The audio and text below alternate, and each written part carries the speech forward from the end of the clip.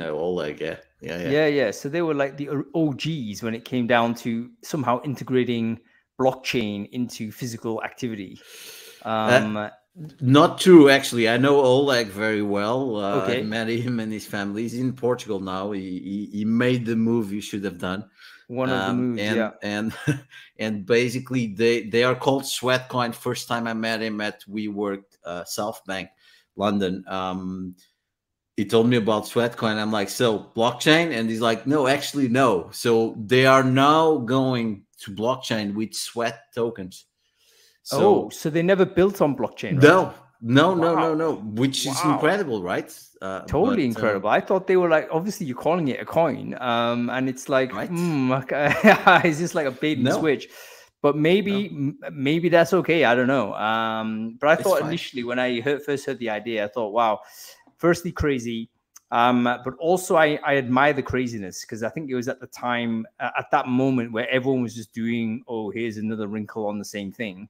And he was actually trying to say, actually, everyone needs to get fit, and we need to incentivize the fitness somehow, and we can get companies to subsidize that. So yeah, really good idea, and good to know he's actually moved to Portugal. So yeah, if you see him, tell him I say hi. Anyway, I was in Cascais, is he? Very nice. Yeah. How are you, by the way? I'm okay, but people have not tuned in to listen to whether I'm okay, Pedro. They've tuned in to listen to Founders Focus, where we get up close and personal with the founders of technology companies that are changing the way in which we work today. This is episode 15, and I'm particularly pleased to be having this conversation, because this is actually quite an unusual one, because obviously, Pedro, you and I know each other very well, I think. As certainly from professional interactions and so on, and that's the first time of 15 episodes where I've interviewed someone who I actually know in advance of the conversation. Everyone previous, there's the first time I've met. It's kind of like, let's discover and all this type of stuff. So this would be an interesting conversation. The entire idea is, how do we get to know Pedro Oliveira? What is his journey? What is his why is he doing what he's doing? And from there, we can learn a little bit more about this new vision with Talent Protocol and what that's all about. So anyway, hopefully everyone can hear me okay. We'll just kick this straight off. So Pedro, let's just you're a busy man. Obviously, you've told me already you're busy. You got a young kid, you got a house reconstruction, you start a new business, obviously hyper busy, no time at all. What did you have to cancel today in order to jump onto Founders Focus with me today? No, man, I always save some time for you, of course. Didn't cancel anything, honestly, obviously. No, before this call, I was in another one. I was pitching Talent Protocol for, okay, this is interesting, for an investor syndicate. So they actually have their on-chain voting process. In order to invest. So it's called Own Fund, and I was pitching to them. Let's see if that goes well or not, because we did a couple of private raises. This is our final one. Yeah, it was pitched just for that. But it's interesting to see that the VC model is getting disrupted by crypto, by Web3. As well. And as you know, VC also has a massive impact in talent. A lot of talented people have been part of startups, scale-ups, unicorns, rhinos, horses, whatever you want to call the types of animals there. And they're all backed by VC money. So there's obviously a massive connection there. And it's great to see this disruption coming to them as well. Yeah. I think that the attractiveness of that immediately for me is this nature of sort of decentralized sentiment. So you can have the voting rather than have one person dictating what's happening. And I'm actually very sensitive to this, because obviously there's a political implication to it. We can see in politics is generally a dissatisfactory sort of method of translating, what people generally are looking for to policy and execution. There's seems to be like a very difficult way to do it, very inefficient. And one of the things that is attractive about Web3 is the idea maybe, you can actually immediately connect the will of the people with the outcome that they're looking for. And perhaps that model is, we need to see more of those models in more of those places and see where that goes.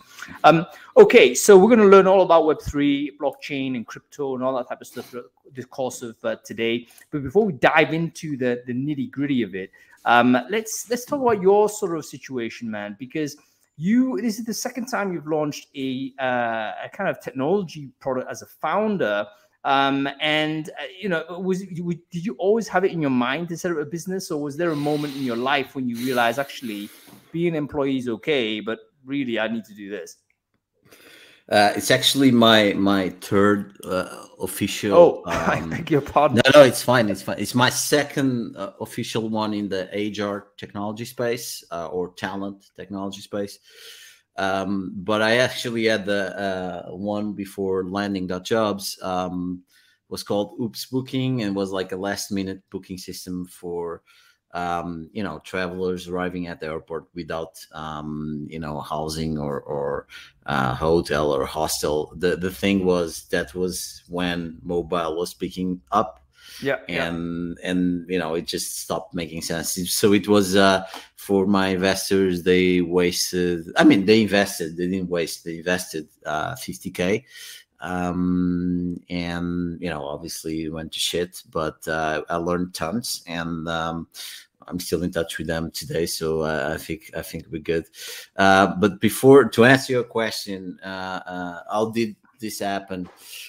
I kind of see it like as nurture and nature thing here. So from my mother's side, there's like a lot of entrepreneurship going on, not necessarily as like tech startups, obviously not as in tech startups, but other things, relatable things, things that take risk to get there. So I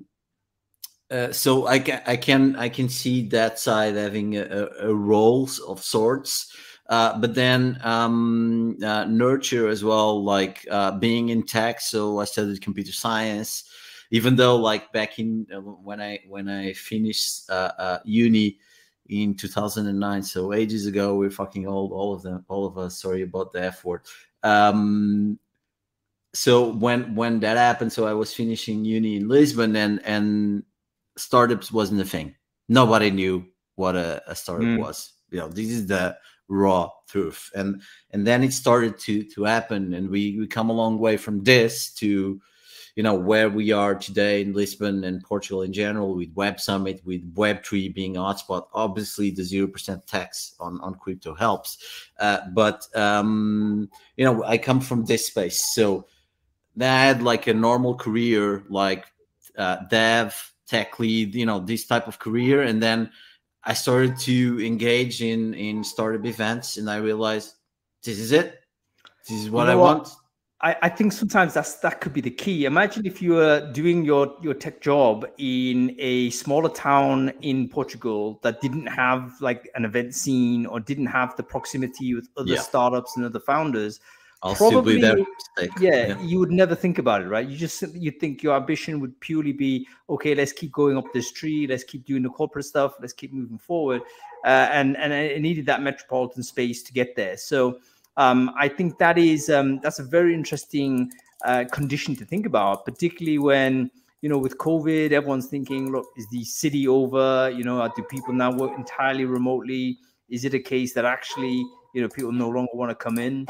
But the reality of it is, for startups in particular, I think it's actually very, very useful just to have, to accidentally bump into people. Like yesterday, I bumped into a bunch of people I haven't seen for years. One of them knew you actually. And it was like, oh, who's that guy? Yeah, Pedro, I'm speaking to him tomorrow. And it was just like, okay, small world type scenario. But that small world wouldn't have existed. That small world would be genuinely not possible in a physically small world, if that makes any sense. It takes a big physical place for there to be a small world effect. Okay, let's talk about you mentioned sort of blowing up a few like startup mistakes. Like one of the things that I think intimidates people on the entrepreneurial journey is starting and failing, right? This idea of like creating something, it not happening.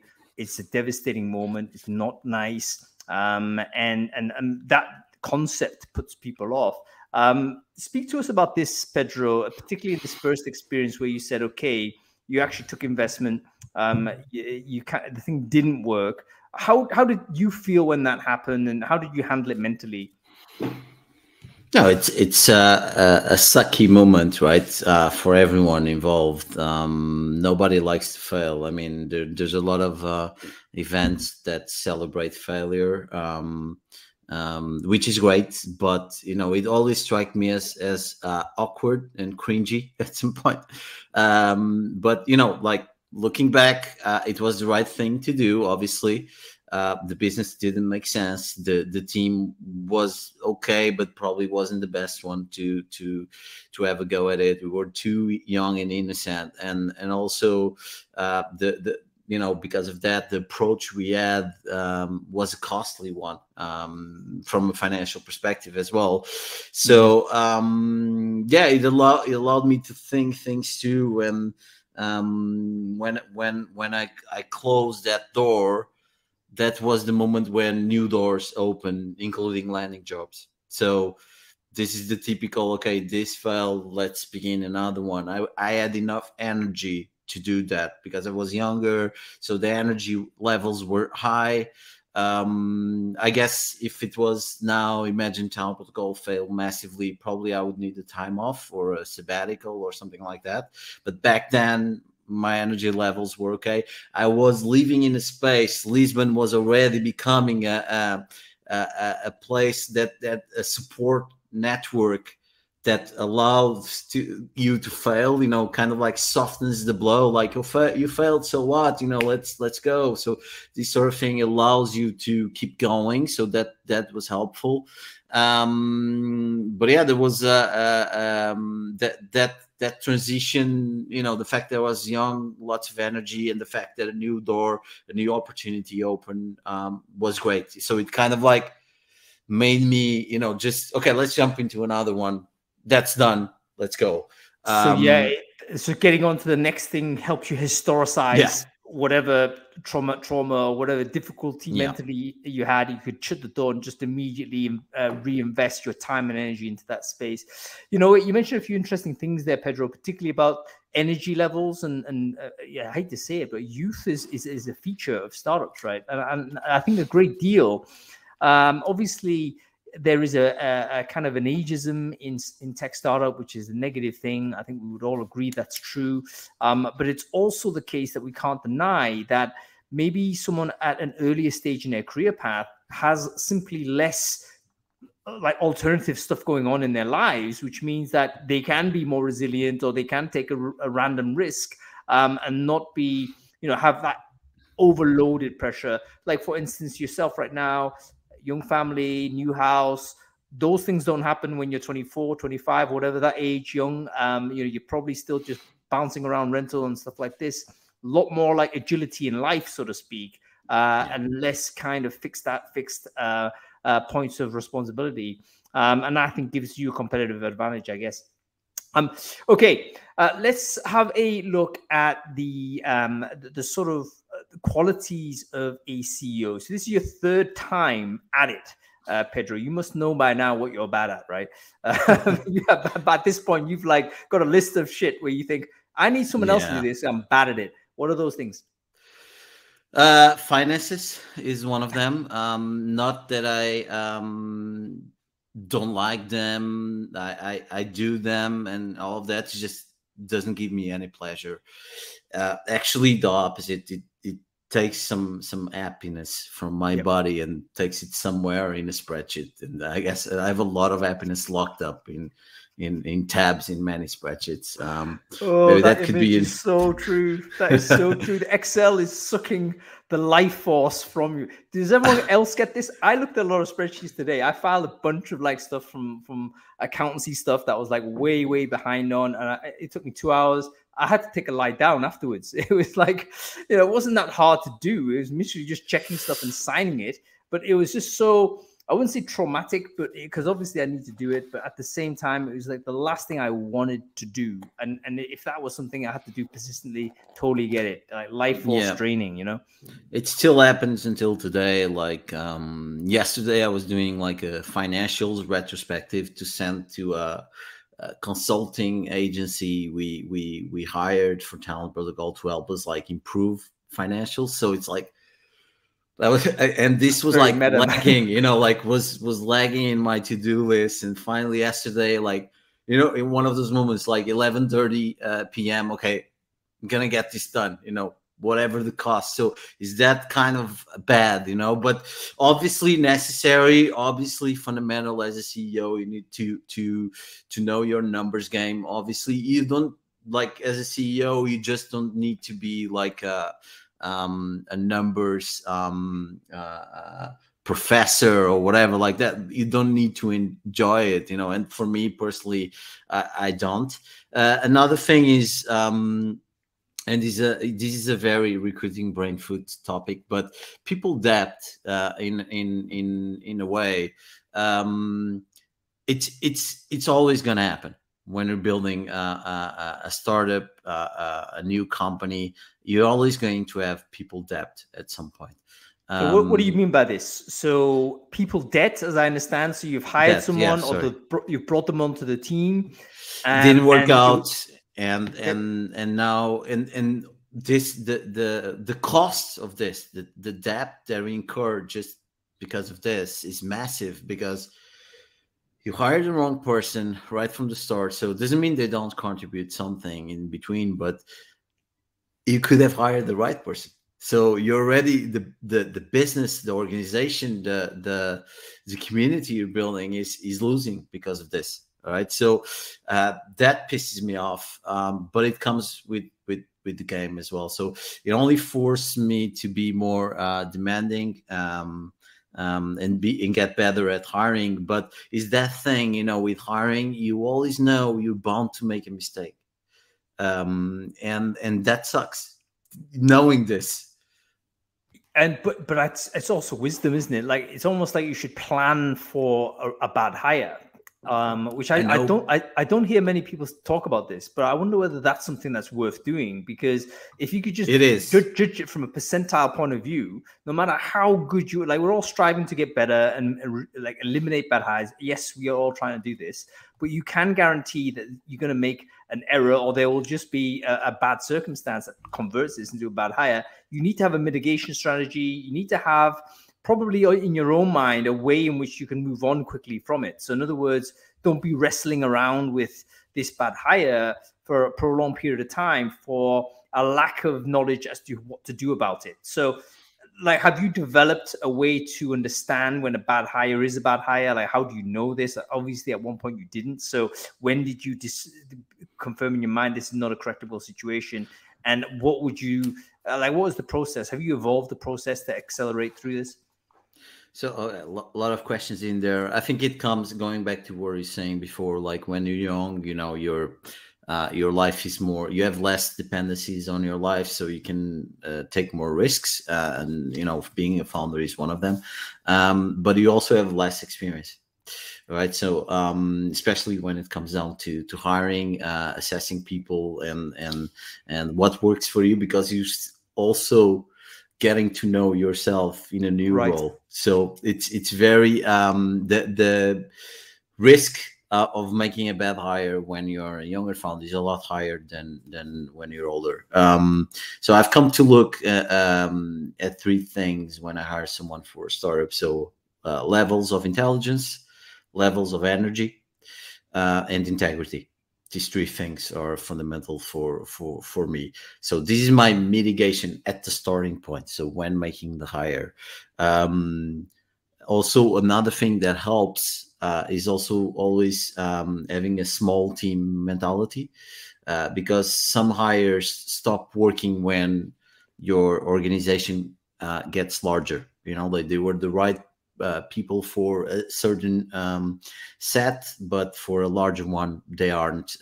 You see this happening in football all the time. You know, the players who do well on a championship league game, probably most of them won't do very well in the Premier League, right? So it's something very hard to grasp, and only with experience you'll get there. About mitigation, I've done in the past, hiring someone and then hiring someone else, already thinking on redundancy. So if that person, my confidence levels and looking at these strengths, intelligence, energy, and integrity, I'm not super confident on that person being with us in 1 year and a half. So I do a redundancy hire. Obviously, that is good for business, but also having that mitigation in mind. So it's all this little tricks that you learn from other founders and you learn on your own. You know what, that idea, Pedro, having a redundancy figure is actually a smart move, irrespective of the quality of the person. Just reminding me, sometimes a great hire could leave your business, or like in other words, you shouldn't have the mentality that once you've hired someone that's a great person, that's job done, that you've locked down product or you've locked down tech or whatever. For a moment you have, but that person has a life. They have got influences. They have got decisions to make. They may be with you 6 months, 12 months, 18 months. At some point, they may decide to leave.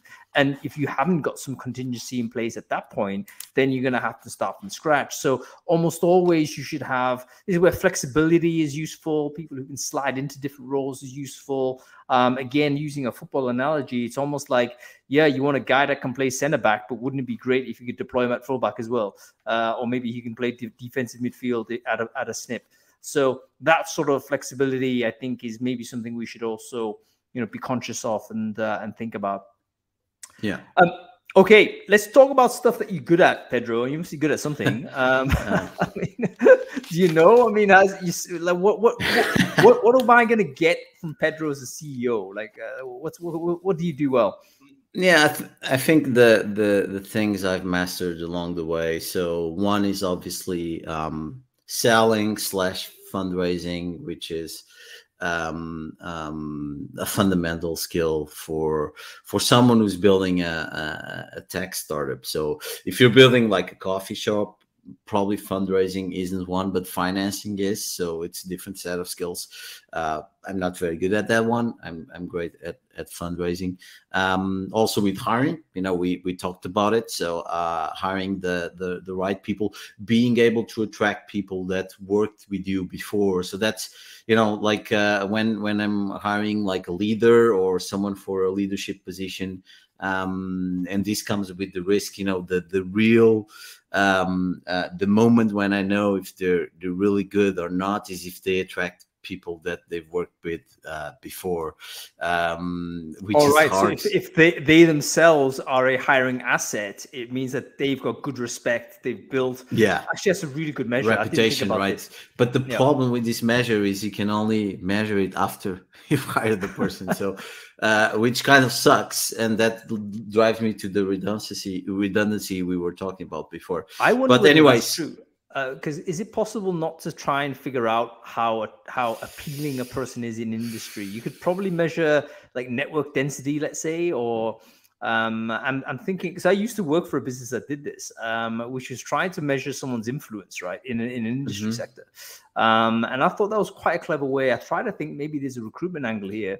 Because if you hire someone, check kind of thing, or you could just hire a team altogether. That's a better way to assess this. If you hire a team, then done deal. But yeah, I think there's some way to mitigate this through reference checks and these sort of things.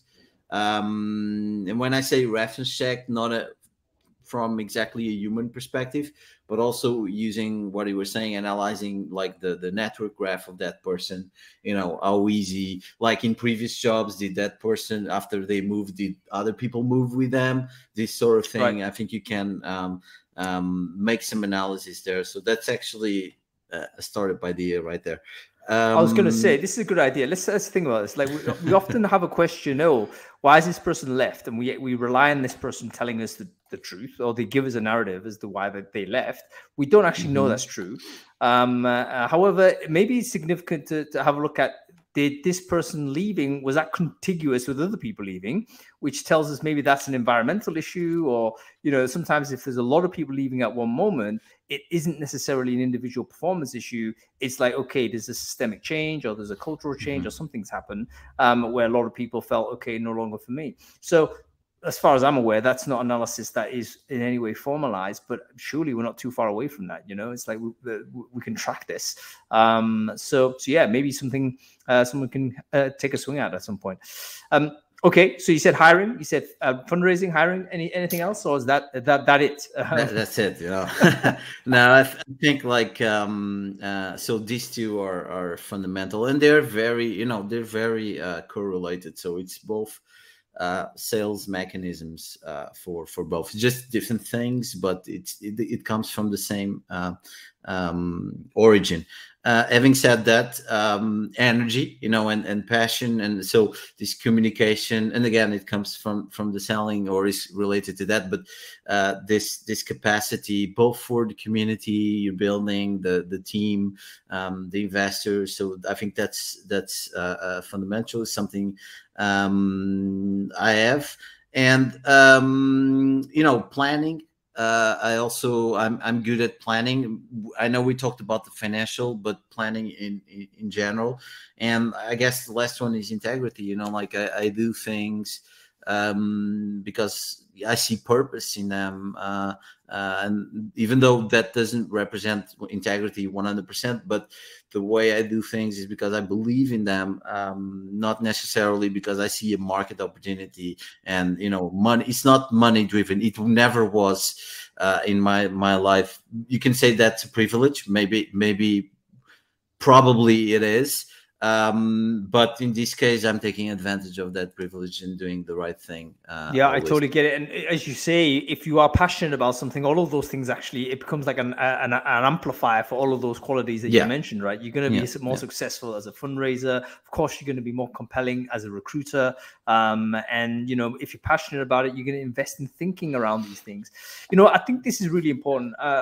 Everyone is correctly a critic of the follow my passion kind of mantra, because that can sometimes lead you down like an unrealistic economic path, right? You see a lot of people following their passion, but they haven't thought about how to build a business around that, and it turns into something that just, like, you can see it's like bleeding down their cash.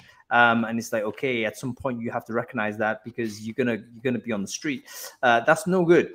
But at the same time, if you're able to think about the productization of it and how it can commercialize, then it makes your entire thing more convincing if you are passionately aligned to it. Like, for instance, for me, recruiting brain food wasn't I had no passion to, you know, become doing what I'm doing as a thing. But I'm really interested in the idea of like looking at information and finding information and sharing information, right? And that for me makes it like super easy to do. It doesn't feel like work. And I realized because of that, it means that you're much more resilient. You know, there's stuff that happens that, you know, disappointing, or things that, you know, your motivation drops for whatever reason, but you still want to do this. It's not like looking at the spreadsheet, right? It's like stuff you want to do. So to be honest, like, the obvious answer to your previous question was resiliency. Like, I have to be a resilient person, but I think all these things drive that. So resiliency is the easy answer to that question. One thing that is important, and I don't want people to get the perception that, you know, you should grind your way to find your purpose, but I think you should give it a shot at some point if you can. Okay. And that's what I was trying to say. Like, I was privileged enough that I could build my way with my passion. And I know that not everyone can do this, but those who can, you know, give it a shot, even if not for the people who can't, you know, at least you're trying. And at the same time, I have to say it's also a recoverable mistake as well. Let's say it doesn't work. It's rarely decisive, right? So, you know, I can tell you that first couple of businesses I ran didn't work, but they weren't devastating. It set me back 18 months maybe, but I learned a load that I've now applied to doing things like brain food. So I see it as an investment in education. And with that attitude, it means that whatever error you make, as long as you learn something from it, it actually is a positive type of outcome. Okay, let's move on to talk about a talent protocol. So this is the new thing. When did this start, and why did it start? I know you kind of took a break, didn't you? You had a little bit of let's decompress, let's have a think through. Like, how did you stumble across talent protocol or as a concept? Like, what's the origin story here? Tell us a little bit about that. All right. So the backstory to talent protocol. So I've had the core idea of talent protocol for more than 10 years. I cannot really pinpoint the exact year when I started to think about this, but the core idea is there should be a way for people to be vested in each other's careers, right? The thing when like 10 years ago, the closest thing to this that I would see was sports. But it had like sports, you have like players, agents, federations, clubs, like all these actors interact with each other for an eventual like revenue upside. Okay. But it always struck me as a very zero-sum game. So for you to get a Messi or a Cristiano Ronaldo, I mean, there's a lot of players who didn't make it. A lot millions. Of them. Yeah, millions. All right. So it's a zero-sum game, and it never struck me as the way to go at it. Now Web3 comes in, but how did I get into Web3? I think that's also the backstory to this, because the backstory of the idea is this one. The backstory to get into Web3 is another one. So I was building landing.jobs, which is a tech recruitment marketplace, kind of like hire.com, but focused in Portugal, Spain, Germany, recruitment and payments as well. And I was at it for 8.5 plus years, with almost 3 years stay in London, where we kind of like connected there, and then also Amsterdam in the end. And it's just reached a point where like I could do a couple more tours of duty on landing jobs, but my energy levels were low. My passion was still there, but not as the same as in the beginning. And more importantly than that, we have built a executive structure that allowed me to take a step back, be part of the board as a non-exec. So obviously the decision came through me. I talked with my co-founder who's staying. By the way, he's a finances guy. You've met Paiva. He's the finances guy. So it's good that we always complemented each other from an age perspective, but also from a skill perspective as well. So he's staying. We got Diogo as the CEO, as his active team there as well. So I was privileged again. I'm using the word privilege a lot, but I was indeed, I don't have a better word for it, that I was able to do this step. And I'm saying this based on data as well, because when I did it, I had other founders calling me and asking me, how do you do it? Like, do you think I can do it myself? Because so how do you step away? You had other founders. Step away? Wow. So there's a lot of founders. Freeze frame here, because this is interesting. You're saying there's a lot of founders that don't know how to step away. They're stuck. They're stuck with their baby,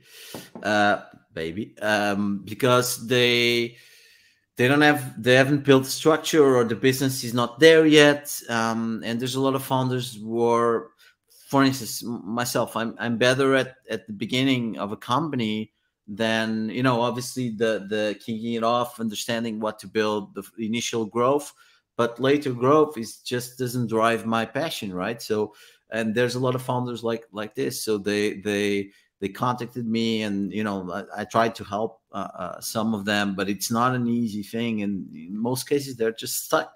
There's no way out, and it sucks. Now it sucks. Now that you mention that, there's people floating in my mind that even though they won't say, it's like I kind of know that they've stopped enjoying this. They want to move on.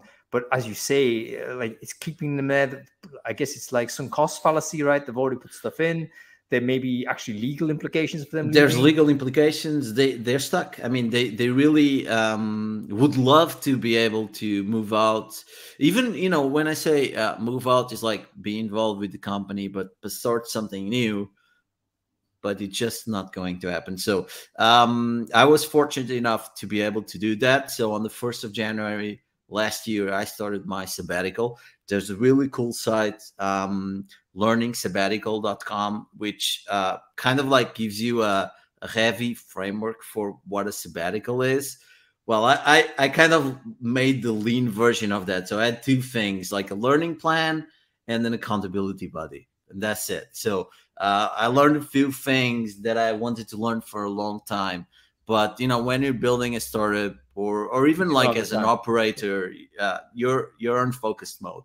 And what a sabbatical allows you is to go on diffuse mode, and your brain is just let loose. So I learned psychology, learning how to learn, finances as well, even though that was the most sucky topic I learned. It was also something that I felt as necessary, and thank God I did the learning how to learn before, because it allowed me to learn better the financial. That's the first thing you should do, right? Learning how to learn. The first one. But I did the psychology one first, and then the learning how to learn, which was a good combination as well, and then the finance, and then blockchain.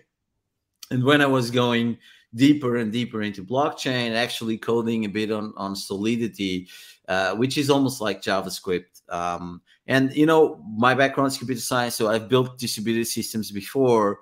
Blockchain is just, the novelty of technology and economy coming together in the distributed system and solving a very old problem, the Byzantines general problem, where they needed to find a way to trust each other and cooperate with each other to save the empire.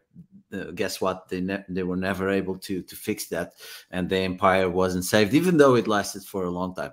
And yeah, I learned blockchain and Web3 as a movement, as a revolution in a way. And I kind of fell down the rabbit hole. I don't like to say this, but it happened.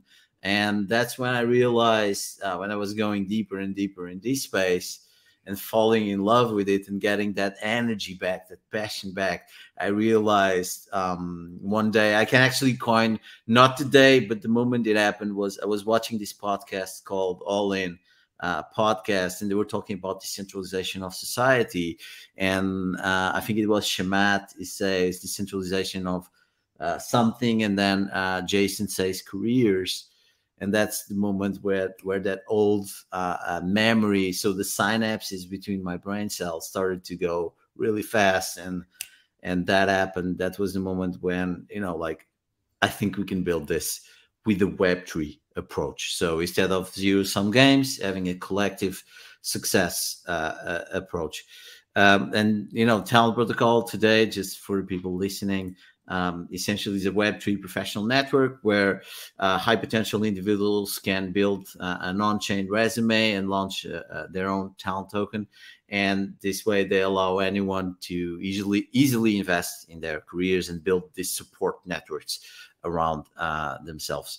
So that's what we're building with Talent Protocol. So if anyone listening wants to have a go at our private beta, let me know. I'll on Twitter or something, PCBO on Twitter. I'll send you an invite to test it out. Yeah, fantastic. I love that story, Pedro, particularly how, these, sometimes you can almost like have these old mental notes stored away somewhere. And that you may think that, okay, here's just an idea that didn't emerge, but it just needed the moment to emerge. Yeah. And it needed maybe the infusion of more information in the context of this sabbatical. I totally agree with you. If you're in the middle of a business or a job that's very intensive, you just don't have the mind space for things to allow in. In fact, you become very defensive with your mind space, and you start removing things because you need focus in order to execute on your job. And that often means that you miss opportunity, or you miss the opportunity to connect those synapses. Probably one thing we should do is actually try and deliberately engineer time where there's nothing going on.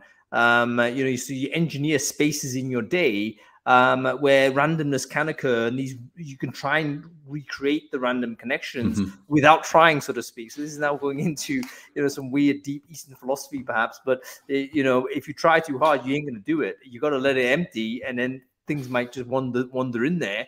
And that's how you might, quote unquote, get lucky, but really you're putting the pieces together and allowing something to fire.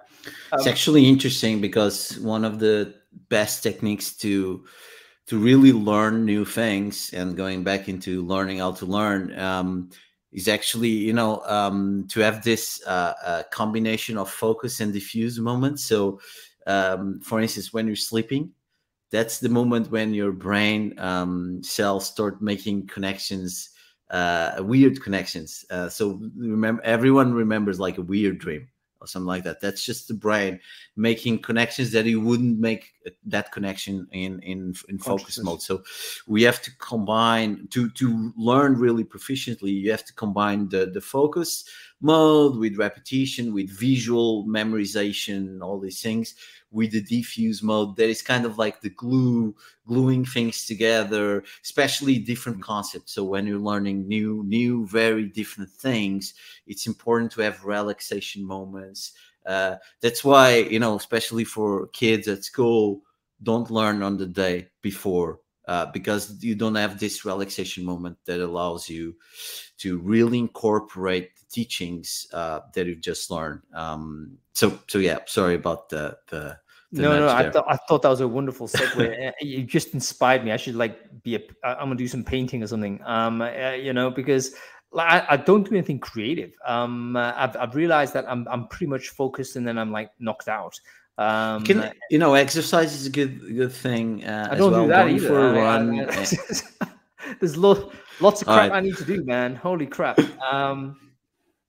Had a chat with a friend of mine today. She was on like Bondi Beach in Sydney, right? So I think I might be going to Sydney for a bit. She was giving me this like video call. Yeah. Check out, look at this beach. I thought, holy shit, I need to get into shape.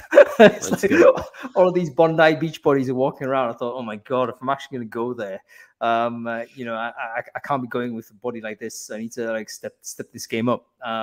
So yeah, I got hyper motivation to get fit. But anyway, let's talk about sort of the assembly of the talent protocol team. So, okay, you had this like revelation. You wanted to do this. At what point did you think, okay, maybe I need to do it with other people? Because I know you've always founded with others. But was there a moment where you thought maybe I do this myself, or was it always in your mind, you know what, I need to assemble a crew here? And if it was the latter, like how did you find those people? It was a very organic process. So because I know a lot of solo founders, and the struggles they go through. So in principle, I think I have a preconception of not doing that, even though I have never like put it aside, but it just organically wouldn't happen. So what happened was, actually, I just done like a branding project for a community I run, which is CTO Portugal. It's a safe space for tech leaders to talk shit about recruiters. Sorry, it's not that, but it's a safe space for tech leaders who call Portugal home. And the people don't talk about recruiters. Don't worry about it. And when they do, it's always good things. And having said that, I've just done like a rebranding project for CTO Portugal with Philippe, my co-founder and CMO, and he just led his company end of last year. So we actually had a very similar timeline, very different careers, but a very similar timeline. So I stopped being an executive on landing jobs on the 1st of January, and he stopped being an executive on his previous marketing and branding agency. Common is the name. Come on. On the 1st of January. So he was going at it with the freelancing for 6 months, and then a sabbatical. He was going to do one. And we did this project together. I really liked that approach. I knew him for a long time. We always kept in touch. So I always like this. His communication, his branding skills, which I think when I had the idea, I felt like we're talking about talent. We need to tell these stories, kind of like Humans of New York kind of thing. We need to tell stories. It's interesting because he then created like a side project called Humans of Web3.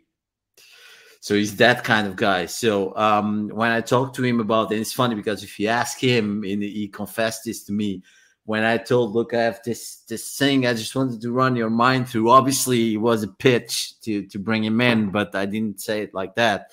You never do, especially in founder dating. It's a soft approach, right? And he confessed to me afterwards that he was prepared. He already thought to himself that he was going to tell me no to whatever was coming. So he was ready to tell me no, but obviously he didn't. So the day after, because what he wanted to do with this sabbatical was to build a community of people to follow him throughout his sabbatical. And Talent Protocol is that, but at scale for everyone with a new economy built on top. And I think that was the trigger. Like, damn, okay, so his sabbatical was off. My sabbatical was over as well. So I was planning for a 12-month. It ended up being 3 months. So I still owe myself 9 months.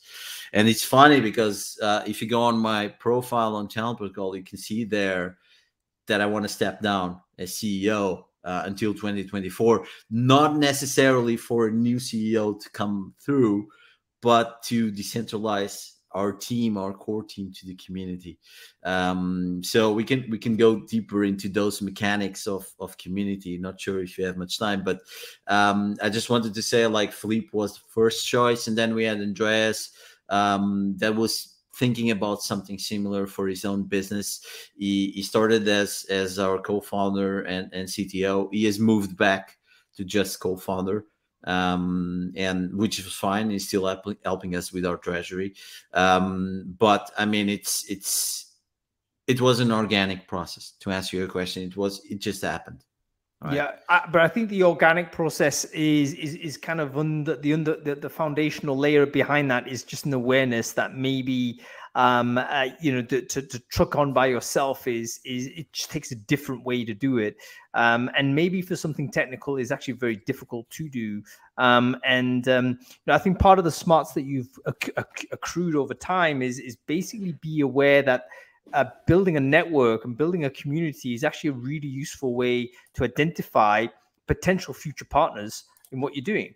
The worst thing I think you can do is not invest in this, and then maybe have a great idea, but then you're hunting around for a co-founder, and you see this like on Hacker News and stuff, don't you? I'm looking for a co-founder, and they spec it out, and it's like, oh my goodness, like I get it, but you be searching for this like a needle in a haystack, and you might find that needle, but that needle might not like you. Like the chances of you just hitting this off are so low. Founder recruiting or dating is the hardest form of recruiting there exists. And especially the values have to be aligned. So many things have to be aligned. And there's a reason why a lot of startups fail because of founders issues. That's real. That's why a lot of people go solo, but then solo has a lot of other problems as well. So I think there was a mental framework that I used, and I was kind of like aware of it, but it just happened so naturally that I didn't even think about it for real. I didn't write it down like a process or something like that. Yeah, but it's like an implicit framework that you have, and that you practice in your mind rather than formalize, let's say. So, yeah. And there's another thing that I think is relevant, and especially in Web3, there is very different compared to Web2 when building a startup. Look, the mechanics are different, like tokens versus equity. There's all these fundamentals are different, but there's one thing that I find it very different, which is teams.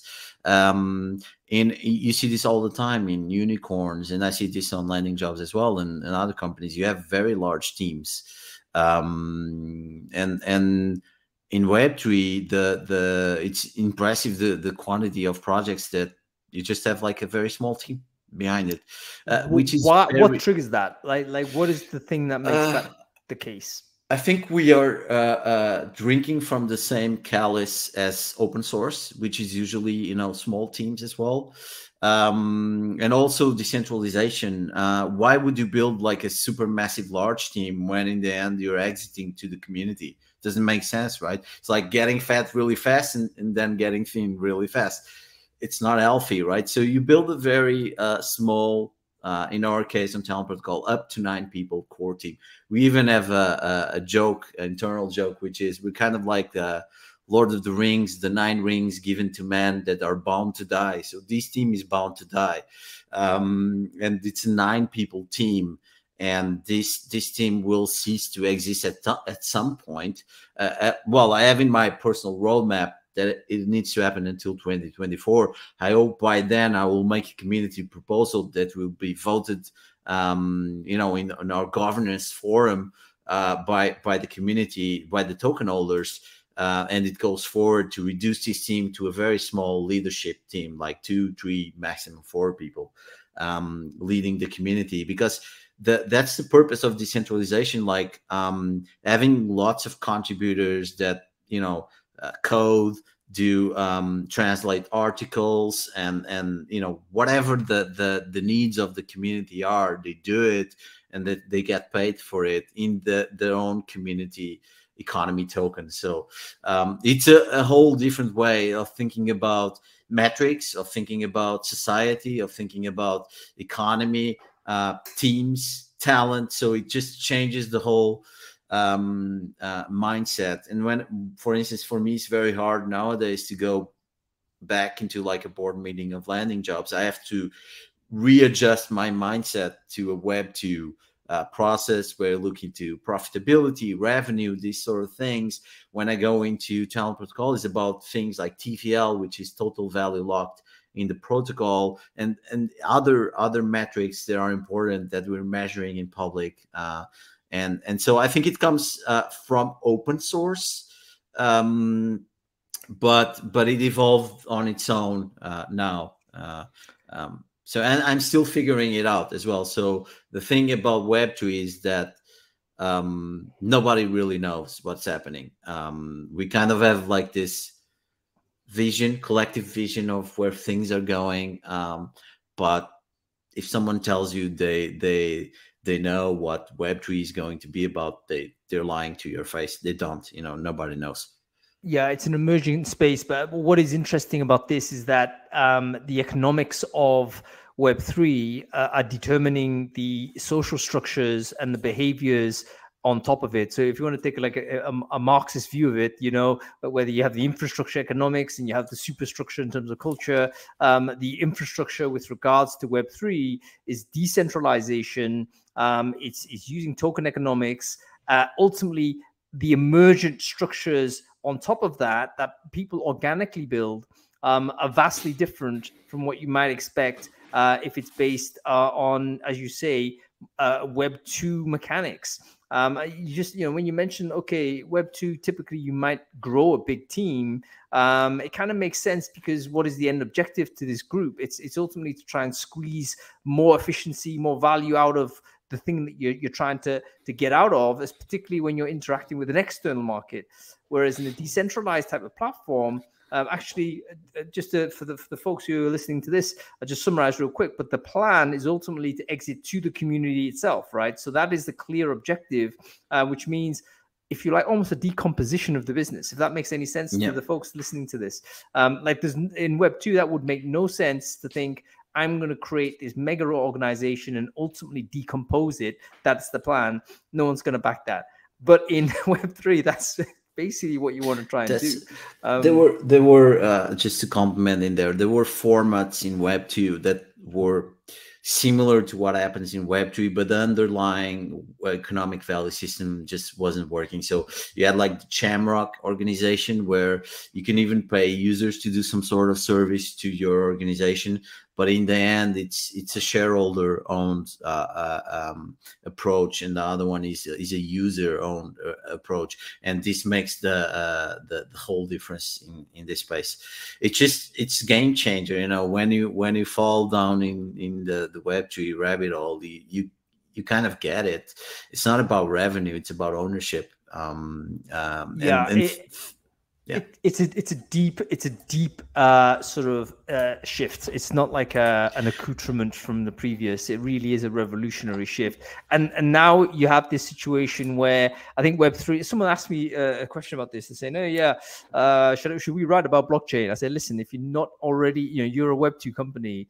The last thing you want to do is commentate on the outside about this. The reality of it is, any Web2 company right now is not building anything particularly interesting with regards to blockchain. The things that are happening in Web3 are Web3 startups. So in other words, I see it very much as like a dissident movement outside of Web2. It's not coming out of, you don't see a big bank do anything interesting. You don't see governments do anything interesting. It's all coming from... They have a lot of legacy. They just can't innovate at the pace that crypto native startups and Right. builders can. I think like we're reaching the last 5 minutes.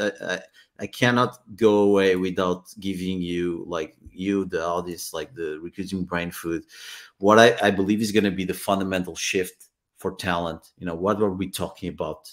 Web 2, Web 3 comparison. So Web 2 careers about salary, Web 2 talents about ownership. Web 2 careers about credentials. We talked about it in the beginning. Web 3 talents about contributions. And it's on chain, so we all know what you've contributed to the multiple communities you're part of. Web 2 is about competition. Web 3 is about cooperation. Web 2 is about scarcity. Web 3 is about abundance. And this can be seen in many different ways. So I look at careers in Web 2 as kind of like obviously you're no longer working for one company your whole life, so you're changing, but it's like a single thread. In Web3 is like multi-thread, so you can be working for 2-3 organizations at the same time and creating links between them. So it's very interesting. In Web3 is actually appreciated that if you add other projects besides the one they're working on. This is a fundamental mindset shift. It's more than the fundamental mindset shift, because actually in Web 2, you are typically prevented from doing a supplementary other stuff, like contractually prevented. Yeah, there'll exactly. Be clause in your employment contract saying you can't work for anybody else. If you do, we own that IP or something, right? It's look, like, oh shit. Like our team on Talent Protocol, like I have people working on NFTs, like projects on the side. Philippe is doing the Humans of Web3. I got CTO Portugal. So it's even though it's not a Web3 thing, but it's appreciated that we do this, and that's a fundamental shift. And there's 2 more things. So Web 2 is about silos, and what you mentioned about like companies growing their structure. It's in a siloed approach. I mean, they don't. The economics aren't right for them to build with their community. Even there's like companies like, for instance, Notion. They do have a brilliant community around them, but what are they winning with Notion growth? When Notion sells it to Google or whatever, do they get some?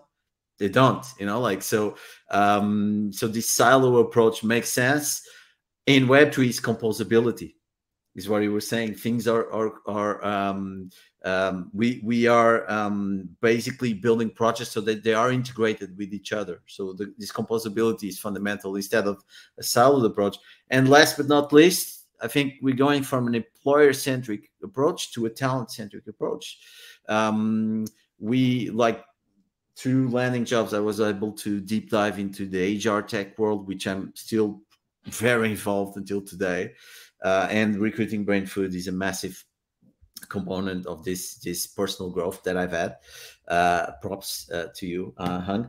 And I've seen a lot of platforms being built that are like talent first or talent centric, but the economic value system that is supporting those experiences is still an employer driven one. So even though we have, especially in tech, a market that is, in favor of talent, the economic value systems are employer-driven. So we have to make that shift as well. And that's fundamentally one of the things we're doing with Talent Protocol, with talent tokens, is putting talent at the head of the table, and letting this economic value systems of built around talent reconstruct themselves. And I'll shut up, but I did my brainwash. No, 5 minutes. need you That's shut it. up. Actually, one of you add a fun line. Actually, so we need. Obviously, this is a conversation that could last for much longer than the hour we have. Yes. But let's wrap it up with this final question, which is: people listening to this, they're saying, "Okay, this is quite interesting." Like, if they were going to enter. If they're going to type in talentprotocol.com right now, and you invited them in, they got into the community, what would they be able to do? They'd be able to like buy tokens and invest in people, or would they be able to volunteer themselves as people that might be tokenized? How does that work? Can you quickly describe their experience? So they can either launch their token or they can buy someone else's token. They can claim other people's perks as well. They can get in touch with each other to our messaging system. There's a lot of organic stuff happening beyond the platform. So people doing this accountability newsletters every quarter or every month to their token holders. So we're not exactly controlling that, but it's some behavior we want to capitalize on, or at least support that through product. On the community side, you can join our Discord. There's some bounties available. So there's all these community dynamics that we do, that we enable. And also there's like product office hours every week. There's community call, a couple of them every month. So we approved a bunch of product growth and community developments between March and June, which is our season, our second season. We're building in seasons, by the way. We didn't mention this, but it's a form of iterations. And so that was approved with our community, and now we're proposing our tokenomics, which is the token economical mechanics for season 2 as well in a couple of weeks. And let's see what kind of feedback we get from the community. So it's building in public, because I don't see any other way of doing this in Web3, to be honest. Yeah, that's fantastic. Like I say, if you're interested in the future of recruiting, you're interested in the future of technology and recruiting, then this is definitely a product that you should pay attention to. In fact, I think a decent entryway into other topics in Web3. If for instance, you struggle a little bit to understand the potential applications of blockchain. This is, I think, a good example of what might be happening in our space. So talentprotocol.com, do check it out. Okay, Pedro, I will leave you right there. What's the busy stuff you have to get involved in now? You're gonna take a nap or something? Like what's happening after this call? I was thinking about gym and then lunch. Or fitness, kickboxing. Let me, but maybe that's better at the end of the day.